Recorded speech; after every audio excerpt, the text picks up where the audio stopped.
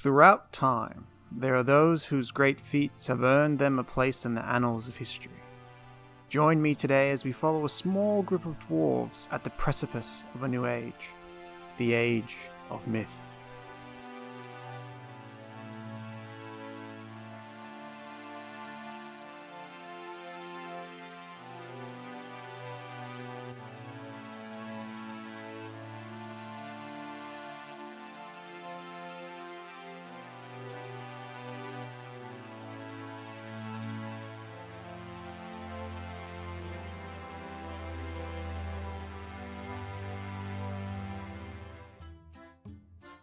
In the first year of dwarven recorded history, a group of dwarves approach the edge of the Horn of Letters.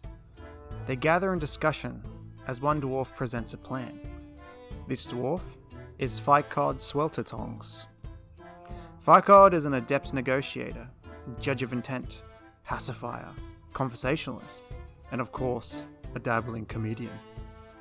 Finding inspiration through the goddess Nurum Athalotl, the embodiment of minerals, jewels, metals, and crafts, Fikod wished to lay the foundation of a new civilization. A civilization that through craft dwarfship of the highest quality would forge brilliant artifacts of every kind.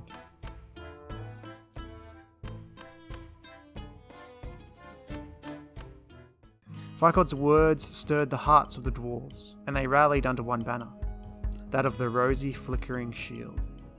The symbol of the beautiful shield holding the hope that their craft dwarfship will act as a defense against the nations of the world. Now under one banner, Fikod was established as their king, to which he formed 3 expedition groups: the Branded Rim, the Worthy Whip, and the Roughness of Flies. Id Puresilver, an adept intimidator and great axe thrower, was named leader of the Roughness of Flies, while Rimtar Oilyford, a competent crossbowman, was named leader of the Worthy Whip. The group said their goodbyes and departed, each seeking to establish a fortress in the name of the Rosy Flickering Shield. Fikod's closest and most loyal followers joined him in the Branded Rim expedition group. Their goal was to establish a fortress at the base of the Horn of Letters. The group was led by Eral Rulewhipped, a competent crossbowwoman and accomplished pacifier. Eurus Vessel helped, despite having an expecting wife in the Roughness of Flies group, joined the Branded Rim.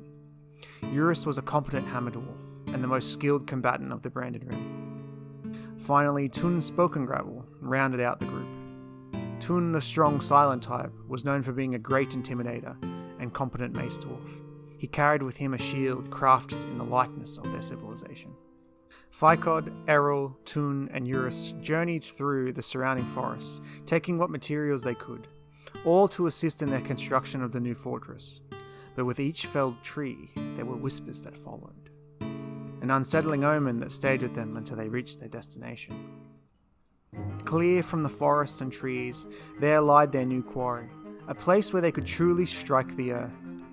The 4 dwarves worked quickly, carving an entrance through the mountain. The swiftness of their work inspired Fikod. He commented that it was as if a town had appeared overnight. Thus the dwarven fortress of Town Appear was founded. In mid-spring, the Branded Rim celebrated their success. They held 2 celebrations: a poetry recital of the Cardinal Focus, a poem which concerns a specific historical figure originating from the Rosy Flickering Shield. Though we do not know the exact contents of the poem, one can surmise who it may pertain to. The second celebration involved a performance of the Aquamarine of Zephyrs, a partner dance for a single pair. At the end of spring, a number of migrants arrived, as word had spread of the Rosy Flickering Shield and of the new fortress, Town Appear. Fikod welcomed them with open arms. With Town Appear established, Fikod's heart turned to one who he had grown most dear towards, Eral Rulewhipped. In late spring, Fikod confessed his love for Eral, and the 2 were married, joined together in a ceremony representing their newfound commitment that as a husband and wife, they would strike the earth together. With the wedding of Fikod and Eral, the people's spirits were high. They carved out wells and dug deep into the earth, searching for beautiful treasures to use in their crafts. And at that time, all seemed well.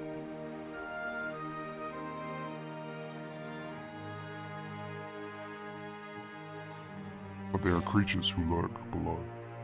Creatures forgotten to time and the records of the dwarves. Swimming through the established waterways and wells, a creature bursts forth. A gigantic feathered flatworm. Its slate grey feathers are fluffed out. It has wings and is ravening. The forgotten beast, Amsir Simodulosum, Amsir Itvid, or in the common tongue, Amsir Echo Crabs, the fish of oars. Fikod, hearing the disturbance, was first to be targeted by the beast. It released a blast of viscous webbing, aimed at capturing and devouring the king. Fikod was caught off guard, and could do nothing as the webs flew his way. But Toon Spoken Gravel was ready. Leaping to the king's defense, he shields the king from the webbing, allowing him to move and escape. Eurist was rushing to aid with his warhammer, while Eral equipped her crossbow. The founders of Townapir would not let their home be taken so easily.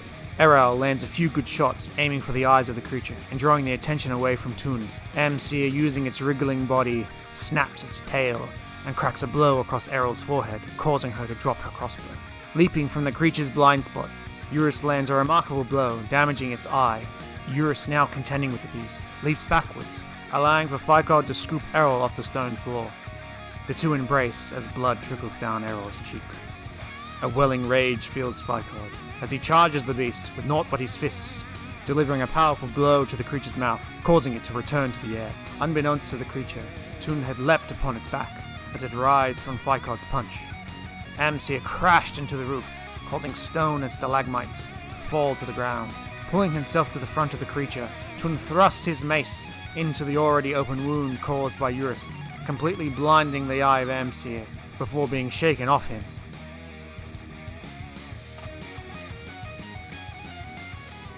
While Amsir continued to thrash and writhe from its injuries, Fikod, Eral, Toon, and Eurist gathered together and headed for the exit tunnel.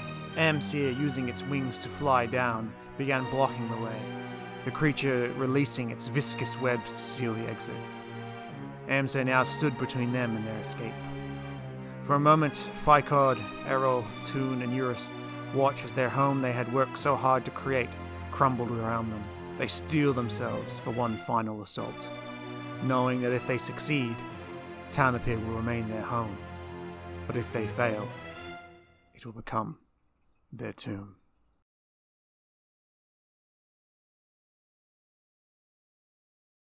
Some tales persist across decades, centuries. Though the tale of Fikod and Townapir comes to a close, the ideas he set in motion do persist in the hearts and minds of those who met him. Though Fikod is gone, what remains is his rosy, flickering shield.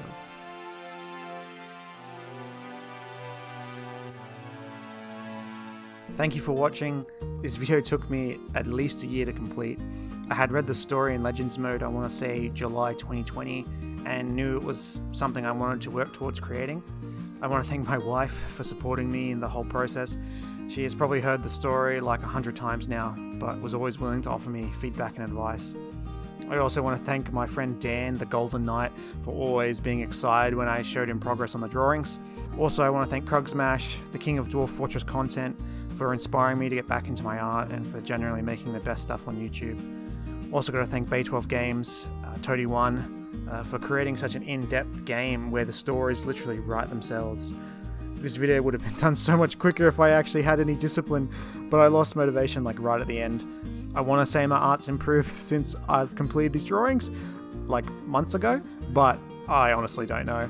I'm on a bit of a journey and I hope you're willing to join me on it. I have a lot of other cool stories I want to tell from Legends mode, but like when the next video will be out, I don't know. I'd love if you subscribed, and yeah, if you want to see more content like this, stick around. Thanks for watching and have a good one. Bye.